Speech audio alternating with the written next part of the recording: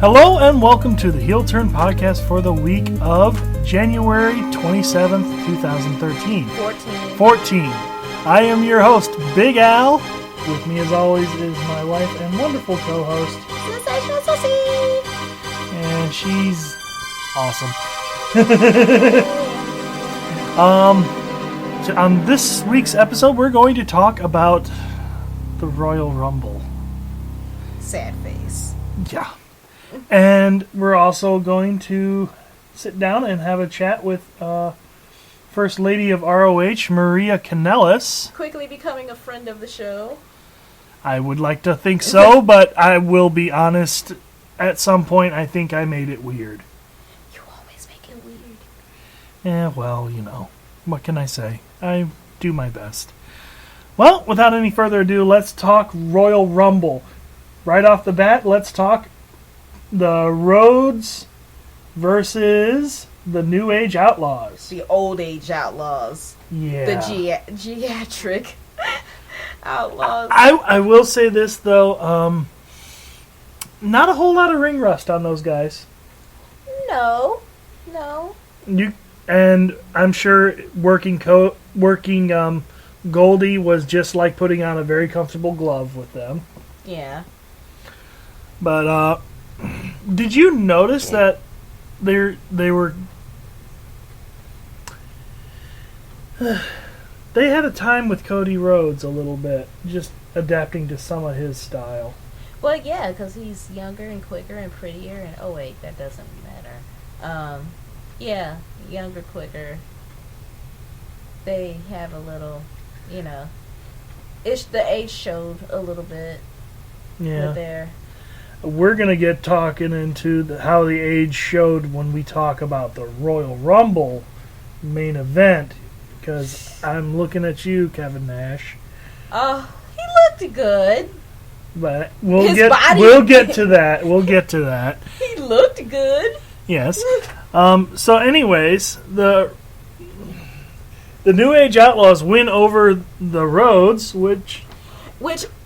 I can forgive it because I know what's coming. They're going to have the brother versus brother at WrestleMania, and they're going to tear the house down. So I can forgive this if this was the only thing that had happened that was terrible. Yeah.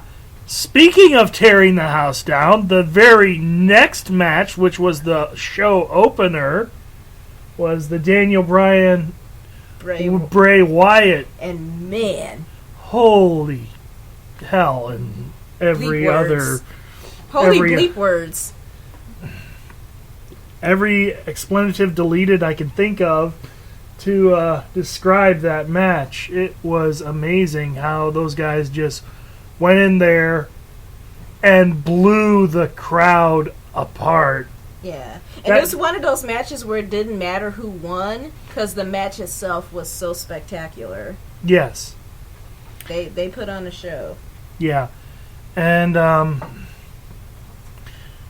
Bray Wyatt wins over Daniel Bryan, which I thought was very... I would have been okay if they had done other things that they should have done. And I would have been okay if either one had won and whatever. I would have been okay with anything going on with that match. Yeah, but it didn't pay off for most people like we thought it was going to. Yeah, we'll get into that more a little later. The very next quote match question mark angry face going to hell face was Bork Laser and Big Slow. Yeah. We're just gonna call Brock Lesnar Chairface Chippendale for that match. Because the thing that got the biggest pop was Heyman getting more chairs. That got the biggest pop because every time we saw Heyman, he had another chair in his hand. that was awesome. Other than that, boo. Yeah, I mean the cool part was seeing Big Show actually hit Brock. Oh, that was awesome with his knockout punch. But I just like seeing Brock get hit in the face because I don't like him. Yeah. So anybody hitting Brock in the face, yay. I mean, it was really cool how he just, bam, you actually saw his face move a little with the with the shockwave of that hit. Yeah. It was awesome. It was awesome. But that was it. Yeah. And the match didn't matter. Lesnar won? Question mark? Yeah, he There won. was a winner? Yeah, there was a winner. Lesnar won. Remember Lesnar F5'd Big Show? Oh, yeah. Which looked terrible, by the way. Yeah, well, whenever he F5'd Big Show, it always looked bad. Because it looked awesome when he did it to Cena, and I love Cena, so it's not being like, I hate Cena mark. No, it looked awesome when he did it to Cena, but it looked terrible. I think it's just the bigger the guy, the harder it is. Maybe so. But after that... Speaking of one Cena... Okay, here's the thing. Before you get into it, the match wasn't bad. The match became uncomfortable because of the crowd hating on it so much. That was at least my personal feeling. That's why I ended up covering my face, because it got so uncomfortable. And Queen Randall, unlike John Cena, can't take that and brush it off. You saw it all in his face, how upset he was, and that made it really uncomfortable. It did start off pretty slow and all that, but when they started busting out each other's finishers and all that, I was taking it as, they wrestled so many times, they know each other, and they can anticipate what's coming up. But that crowd, they were just they wanted anything else but to see those two in the ring. I particularly liked the "You both suck" chant after the "Let's go Cena, Cena sucks," and the crowd just went, you know what? No, both of you suck, and we're gonna let you know that. And Randall didn't appreciate it. Yeah, and the same amount of crowd was chanting "Let's go Cena, Cena sucks." Yeah. The same people were just, it's all one chant now. Yeah, it's all one chant. It's not separate. It's "Let's go Cena, Cena sucks." Everybody says it. You say the whole thing. It's like a pimp named Slipback. You say the whole thing. Can I just call you Slipback? No! Boondock reference. Watch that show. It's awesome. Yes. When's it coming back? I don't know.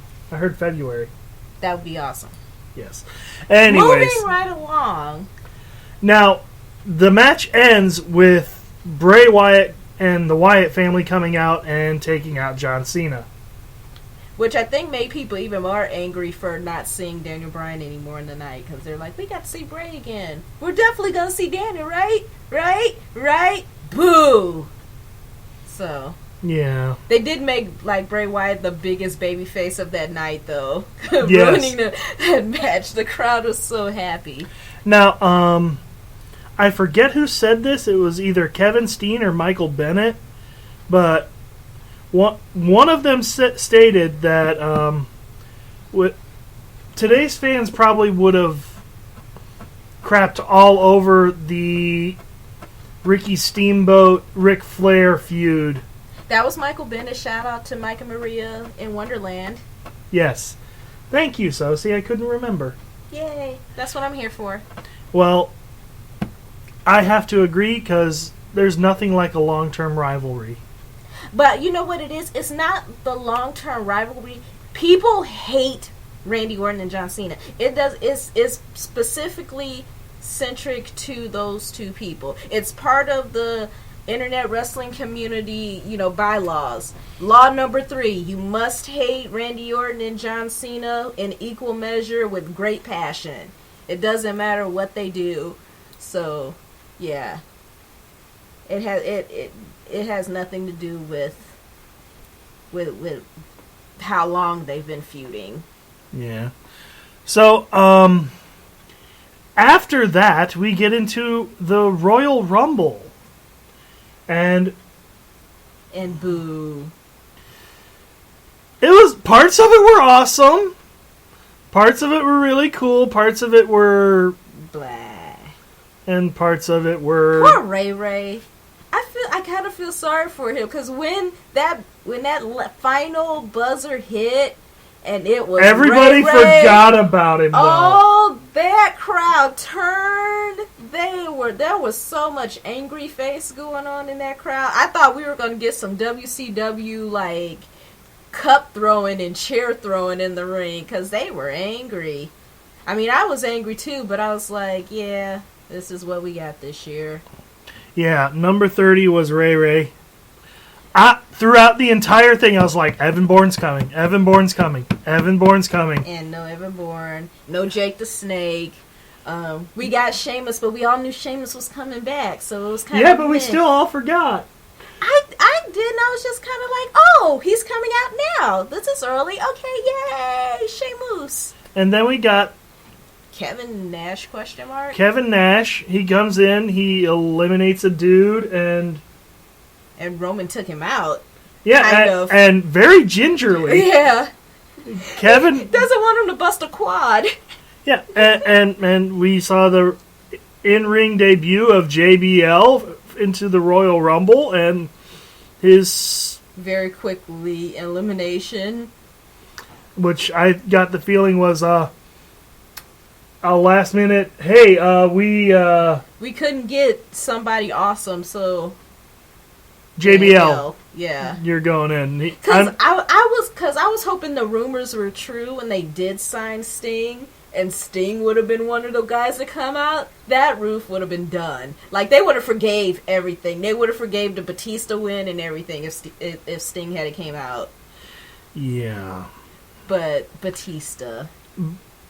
Before any of that, though, we have to at least talk about entries number 1 and number 2. Oh, the space-time continuum? Yes. Yes. CM Punk, past and present. Yes. And also, we have to also touch on our other theory of if we get Goldberg, Batista, and Ryback all in the same room, the universe will end. Yeah. It'll collapse on itself. Or it'll be like Doctor Who, where all the times happen at the same time and everything's on one timeline. Yes. Nerdist! Okay, that was a nerdy thing. Yes. Thank you, Chris Hardwick. Yeah. But yeah, kind of terrible Rumble. Yeah. I enjoyed Roman Reigns like everybody did. It was a slow burn too. Like, it was like, okay, yeah, he's a bad guy. By the end, we're all cheering him, and WWE's like, oh, we're holding this ball, it's awesome. Oh, there it goes. Batista. The ball breaks and Batista's in it. Yeah, and there's also the. I gotta say, Kofi is like a cockroach. You can't kill that man. I do have to admit, the thing this year was cool, but it wasn't as cool as past years. Yeah. It wasn't as cool. But it's really hard to top the whole, hey, I'm taking your chair and we're going to pogo our way back to the, he's yeah, pretty awesome. Or using a bridge of guys. Oh, yeah. That would be cool if one time, like, there's a guy laying out and he just steps on him and jumps back in the ring. His feet didn't hit the floor. It hit Uso number 2's back. He's in. Now, both feet have to hit the floor, right? Yeah. So he could next year just hop on one leg. That would be so lame, though. I've seen it. Correct me if I'm wrong, internet wrestling community, but I think that happened once. I can't remember. The price of being old. How did you like the new guy, Shiki Jr., Shiki the Third? I forget his name, but that guy from Bulgaria. Dude. With no shoes. And meaty. I swear to God, he's Samoan. No, he looks like a super young version of Shiki. Like when Shiki was in his prime and he had those things around. What are they called? The big things? Oh, the clubs? Yeah, the clubs around his neck, and he was just big and meaty and massive. That's what that dude reminds me of. I'll agree with that. But I liked him. Yeah, for the brief time that we saw him. I wish we could have got a little more, but I'm okay with that. I'm okay with what's happened. I'm sad I didn't get any AJ, but this was a terrible pay-per-view, so I'm glad she's not on it. Yeah. But I did miss her. Yeah. But there's really no one for her to wrestle. She beat them all. Yeah, well, you know. Bring some girls from NXT. Yeah, I mean, we recently went to the SmackDown right before Royal Rumble, and Emma? Her name is Emma. Hashtag Emma-tainment. Yeah, Emma-tainment. Emma Lading. I want to see more of her, because right now her gimmick seems super goofy for her how much she does in the ring. So I want to know more about her. I want her to talk on a microphone. I need to see what she's about. Yeah, agreed. Well, you got any fan fiction for us this week? No fan fiction. You haven't talked about how disappointed you were with the Batista win. Or we don't even have to say. The internet wrestling community spoke louder than I could ever. Did you notice that all of Triple H's boys won? Yeah, I did. And that made the internet explode from anger. Well, I will say this: the Facebook post I read from Mick Foley was amazing. And you know what? The whole Mick Foley thing is making me think they might be working us. I think so as well. I'm leaning more towards you. And it's making me try not to be so angry about the $50 I wasted on a terrible pay-per-view. Because I think they're working us. And I think come Mania, Daniel Bryan's going to be, either he's going to be champion at Mania, or he will win it at Mania. I think they might be working us purposefully. Because, I've never seen Mick Foley care so much. And especially considering Bryan actually made a statement that made it all the way to the BBC. Right. Yeah, so I think we're being worked. I think it's a work. Well, I don't have any fanfic fail because I haven't been reading. I haven't read anything that has an end to it yet. I'm still waiting on the one fic. It's up and down right now. I don't know if I can recommend it. I'm waiting for something good to come down the pipe so I can show you something bad and then be like, here, read better. But right now, it's all kind of meh. Fan fiction people of the internet wrestling community, I would like to see some slash involving WWE talent and Cthulhu mythos. What the crap? If you could do that for me, that'd be great. I will make you sit and read it because it's gonna be slash and you're gonna have to read it. I will make you read it, and you'll have to read it out loud. I will not read it out loud because I'm a terrible out loud reader. I'll read it to you, honey. You'll have to sit there and listen. Okay.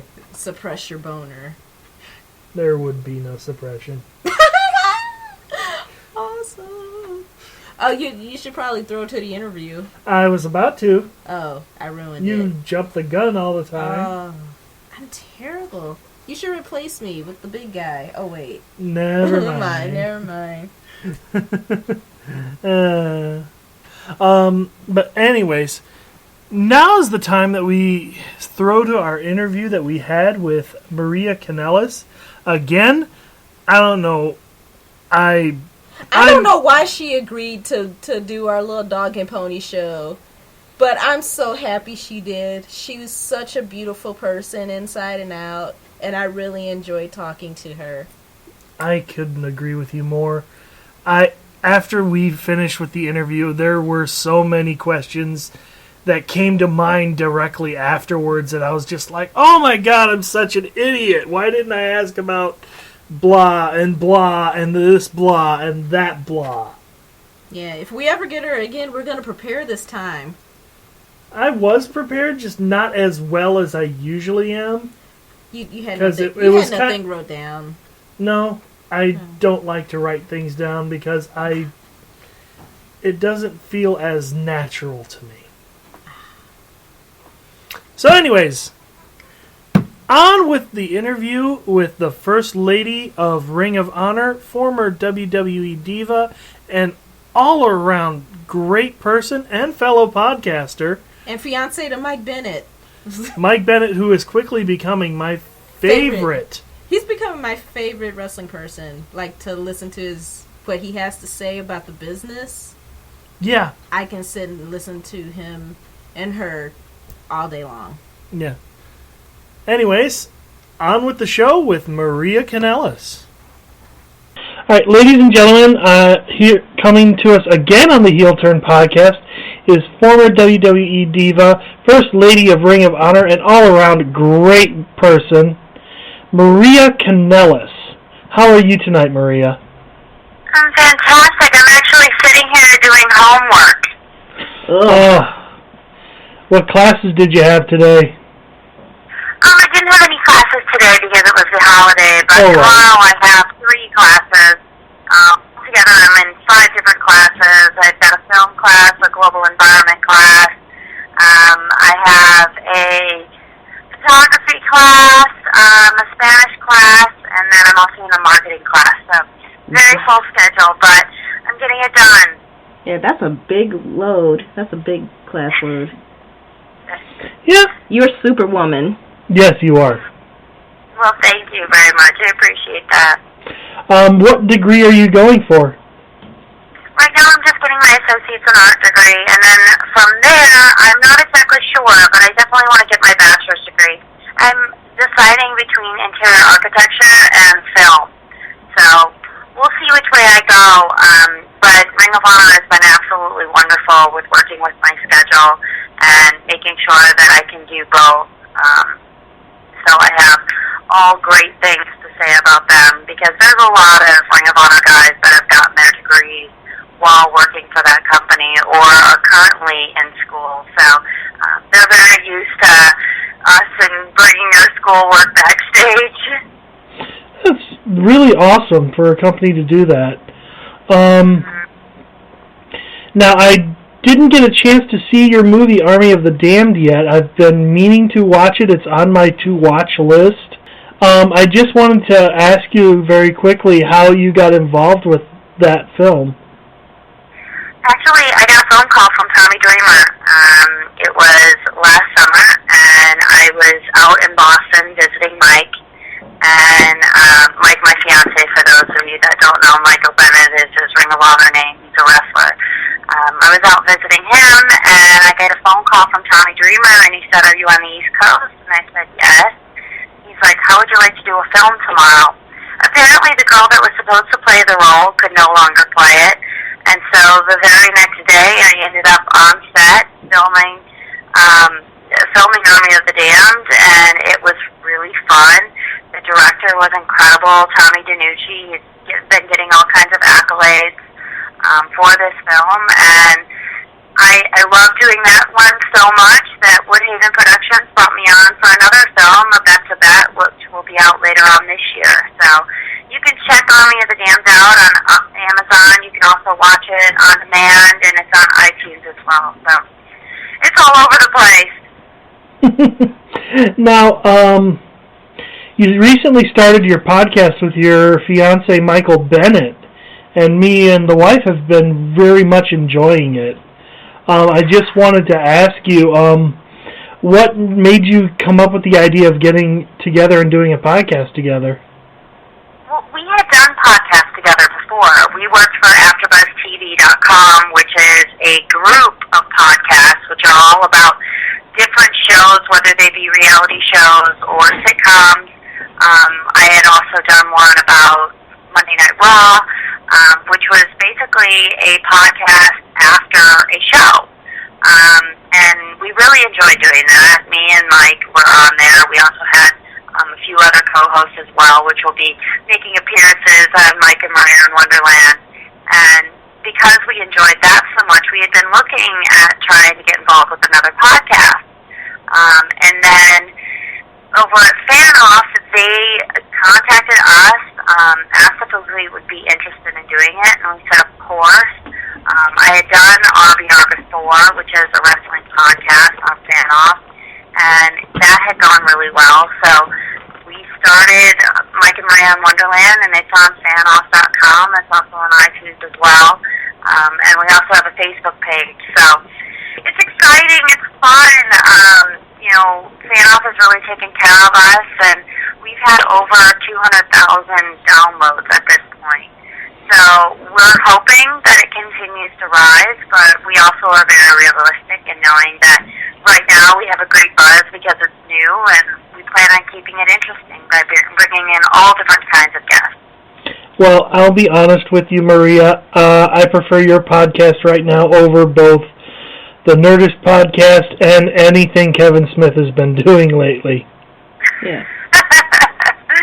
That's saying a lot. Yeah, I mean, it's fun, and we're going to do all different topics. We've talked wrestling before when we did Monday Night Raw, when we did that podcast for AfterBuzz, and it was fun, and, we definitely will talk about wrestling, but it's not always going to be wrestling. This week, we're actually having the director and writer of Army of the Damned, Tommy DiNucci, on our podcast this week. So we're doing that this week. I'm hoping to have a wrestling legend on next week. We're also talking to a few sports guys as well. So, we have all different kinds of guests that are going to be joining our show. I'm glad to hear it. I'm looking forward to listening to them all. Yeah. I listen to you while I'm sitting at work. Yeah, I've been getting that a lot. It's so funny. So many people listen to our podcast at work or on the way to work. And, I'd ask people, what is it about podcasts that you like? And the answer that I get is they like it when they can take something from it. Whether it be, they listen to a podcast because it's got different political people on it, or if it's pop culture, or whatever it is, they want to take something back and then go and talk about it with their friends. So I feel like that's what we can do with our show, and I feel like once we start having call-ins and we go live, it's going to be even more interactive. Right on. Yeah, I really enjoyed the talk of the wedding and sitting the family members, because we had that issue with our wedding too. So much of that happens, and me and Mike come from such similar and such different backgrounds. I mean, we're both from small towns. We both have parents that are still married to this day, but his family has always been very liberal, and my family is kind of more middle America. They have the Midwestern values, and definitely, we grew up in two different ways. Yeah. We had a similar thing. Part of Al's family, we decided not to even invite because of some of their views, and we didn't want shenanigans at the wedding. So some showed up anyway, we're fine. Yeah, 2 showed up. So, yeah. Yeah, a couple showed up and they were fine. Now, you wanted to ask Maria something about fan fiction, didn't you? Oh, yeah, since I rarely get a chance to talk to anyone who's actually has fan fiction, I just wanted to know if you've ever read any of your fan fiction.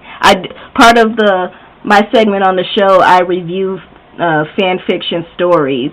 Most of them are terrible, but I just want to know, have you ever read any stories starring yourself? I haven't read any fan fiction. I have gotten a lot of artwork of myself that fans have done. Me doing different things. I have one that's fantastic where I'm dressed up as a Greek goddess, and I've got my foot on Tigger from Winnie the Pooh because I've always loved Tigger, and so I've seen fan art, but I would be interested in reading some fan fiction as well. Okay. Because there is a lot out there. I just went, because I actually read mostly male stuff, so I kind of had to go and see if there was Maria Kanellis fan fiction, and there it is out there.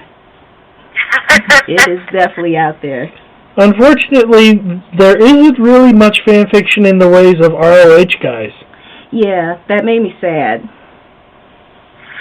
Yeah, I mean, ROH is one of those things where it's been around for a very long time, and it was just internet fan base for the longest of time. And now we're really starting to build that fan base with our television product. So it's an exciting time. Yeah, it is. Now, Women's Superstars Uncensored is having a big show coming up next month. Are you have any predictions for anything going on in there? What'd you say? I'm sorry. Women's Superstars Unlimited is doing their big show with CZW next month. I just wanted to know, have you any predictions as to what might happen? No, I mean, honestly, I've been pretty just engrossed in what's going on with the Ring of Honor Women's Division and my hopes of building it up, and so I haven't really paid too much attention of anything else. I haven't even really watched Raw. I think last week was the first time I watched any part of Raw in months, so no, I don't really have any predictions because I don't really know what's happening over there right now. You didn't miss much on Raw. No, we fast-forwarded through most of it. Yeah. Now, Raw had the WWE participated with the No Hate campaign photo shoot today, and I just wanted to know, did you get a chance to see any of the photos from it? Ring of Honor did the No Hate campaign probably 3 months ago, so I think it's very funny that WWE ended up doing it today because we released all of our photos earlier this month. So if anybody wants to check out Ring of Honor's photos for the No Hate campaign, you can check out any of the guys' different Twitter accounts. There's a lot of great photos out there. I have a lot of them on my Facebook, which is official Maria Kanellis on Facebook. So, no, I haven't checked it out. Like I said, I don't really pay too much attention about what goes on with WWE. I find it very interesting how much they steal from the Ring of Honor guys. Yes, they do. So when I do watch, it's basically just to see what different sequences they've taken from the ROH guys. Yeah. And I just want to add that I did see their pictures, and from what I saw, ROH did it better. I have yet to see any of their champions post any pictures, so it's mostly the Total Divas cast and a couple of other. No, actually, mostly just the Total Divas cast. So the only one. Yeah, it's so funny it might be. It seems like it might just be publicity for that stupid show. I mean, that show. Yeah. I mean, it's probably just for the Total Divas show. And, I mean, it's such a great cause that I could never say, anything bad about them doing it. I think it's wonderful that they did it. I'm sure they did it because it ended up being on the Total Divas show. So, good for them and raising awareness. And so, especially with it being Martin Luther King Day today, definitely just want to give out all the positivity in the world. And definitely. Yeah, definitely. So good for them. I'm glad that, Ring of Honor started the charge when it came to doing the No Hate campaign. And we'll continue to be trendsetters, especially when it's for a good cause. Yeah. Now, I know I've asked you this before, but could you explain to some of our listeners what the No Hate campaign was all about? Yeah, the No Hate campaign is about getting equal rights for gay and lesbian couples. It's also about loving your neighbor, no matter if they dress differently or are gay or bisexual or whatever it is. It's treating your neighbor with kindness and equality. Yeah. Me and the wife last year, wasn't it? Yeah. We did our shoot last year in Chicago. Well, congratulations on that. Yeah, and I think that's what makes it. I know it's good publicity for No Hate, but it makes me really angry to think that WWE could be using that as a gimmick for their Total Diva show, because it's a cause that's really close to my heart, and yeah, I'll try to see it your way, Maria.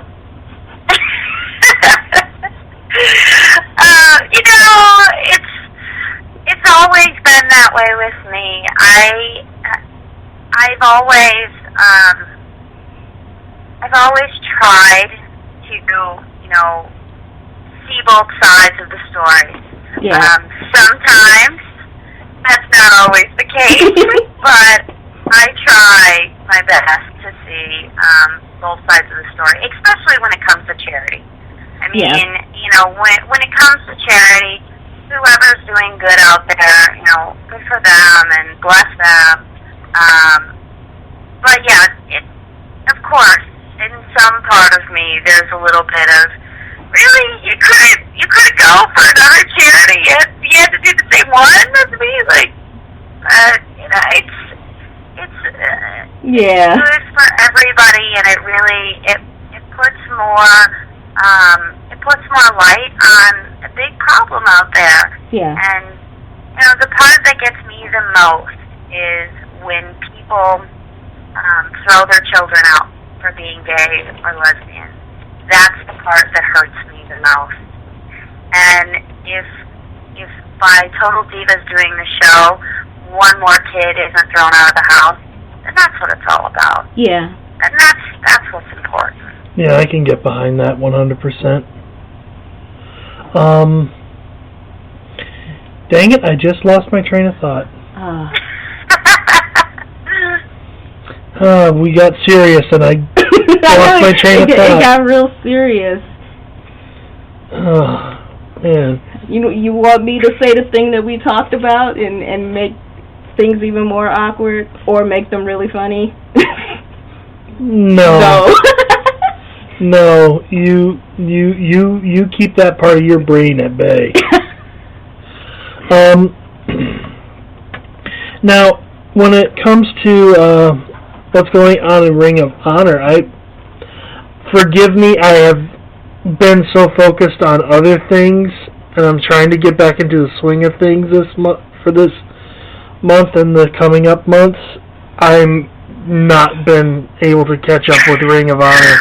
Well, Adam Cole is our champ. He is amazing. He's really came into his own in the past year. I think that he's probably one of the best champs we've ever had. Recently, Mike and I were involved in a match with Kevin Steen, and Mike lost his pile driver. I did hear about that match, and I'm sorry to hear that, because So, he lost that match, but he came up with an even better finisher, and the finisher he's using right now is called the Go Back to Japan. So, it's just fun, and, yeah. I have just one more thing I wanted to ask before we let you go, and it just came back to me. What did you get a chance to sit down and watch the Gorgeous Women of Wrestling documentary? Gorgeous Ladies of Wrestling. Yes. I've watched Glow, that documentary. I've also watched Lipstick and Dynamite. I thought both of them did a really great job. I'm currently reading, Queen of the Ring. So, I mean, I love anything that covers, especially, the old wrestling. I love all of that. I always think to myself, how did they make it from show to show? Because there was no phones, there was no MapQuest, right. There was no navigation systems, nothing like that. But they found a way. They found a way to do it, and sometimes they were working twice a day. So that's such a cool time in wrestling history. But yeah, I think this year I'm going to the Cauliflower Alley Club. So hopefully, there'll be some of those famous, wonderful, old-fashioned wrestlers. Yeah. Any chance of you trying to shoot a documentary of your own one day? Maybe eventually. I've been trying to get a lot of different things going with women's wrestling. I think that there's such an opportunity right now to showcase women. I was just at Wrestling Cares this past weekend, and Katarina and cheerleader Melissa put on one of the best matches that I've ever seen in women's wrestling. Wrestling Cares is a different kind of wrestling show. They do amount of pinfalls within 10 minutes, not one pinfall and you're done. Wow. So there's an opportunity to see a lot of different things. And the way that her name at TNA was Winter, her name at WWE was Caitlin. So it's, she's, or Katie Birchall was her name at WWE. So she is incredible. And cheerleader Melissa is incredible. So the two of them went out there and put on a really great show. And there's women like that out there right now that I really wish could be showcased in a bigger light. And so I think there's an opportunity for that. And there's a desire for it. Because every time a female DVD comes out, whether it be for Shimmer or Shine, people buy it. People want to see it. People want to see more women's wrestling. So hopefully it'll happen. I agree with you. Women's wrestling has rekindled my love for the sport. In a real way, not in a hair pulley, girls in no clothes kind of way. Yeah, some of the women that I've seen, like over in Europe and Japan and here in the U.S., they tear the house down better than the guys most of the time. I really am enjoying what I'm seeing as far as when it comes to women's wrestling. And like Mike said, there's a lot more variation of women in the wrestling business. There is. I mean, there's definitely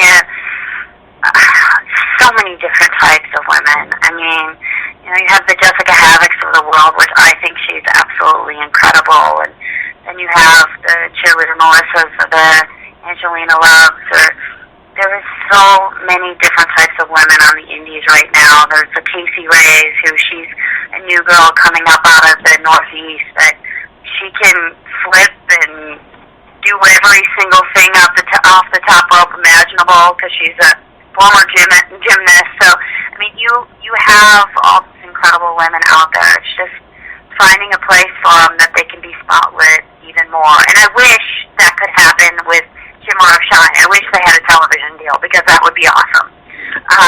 So it's just, and hopefully, that'll happen at one point. But, there's I agree with you that want to see it. I agree 100% there. I would love to see a Shimmer or Shine show on TV. Mm-hmm. Well,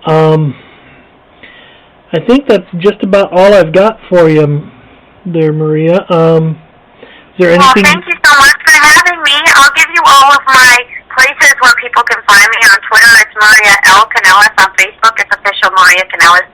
I don't have any other Facebooks except for a private one for my family and friends. So if you are talking to me on Facebook, you are talking to the wrong person. You can also follow me on Instagram. That's Maria Kanellis. You can watch our podcast every week, and that's MikeandMariaPodcast.com. You can also go to fanoff.com to see that.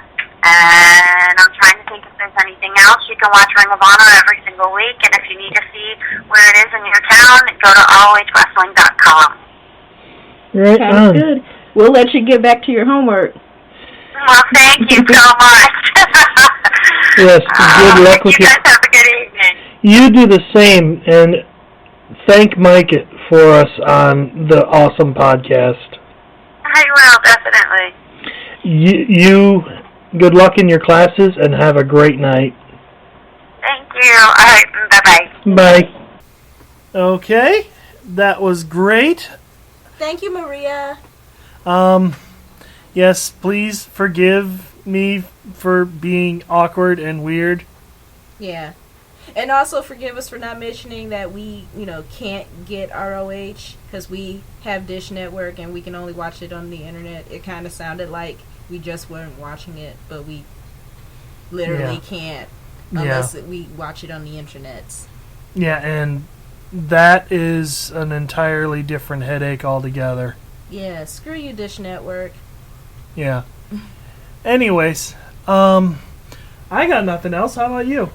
Nothing. Let's hope wrestling gets good. Yes, I hope and pray for a good February. By what my schedule is filling up as for February, it's looking to be quite awesome, actually. Yay. Make it February. Oh wait. What? Nothing. You just made it weird. I did. I told you should replace me with the big guy. Oh wait. Someday we'll replace you with someone better. Yeah. Or I'll replace me. You'll replace yourself? Yes. Anyways. We have to go. It's past our bedtime. Yeah, obviously. We've gotten weird. We got weird. Good night, everyone. It's Sensational Soci. And Big Al, have a week and get out of my ring.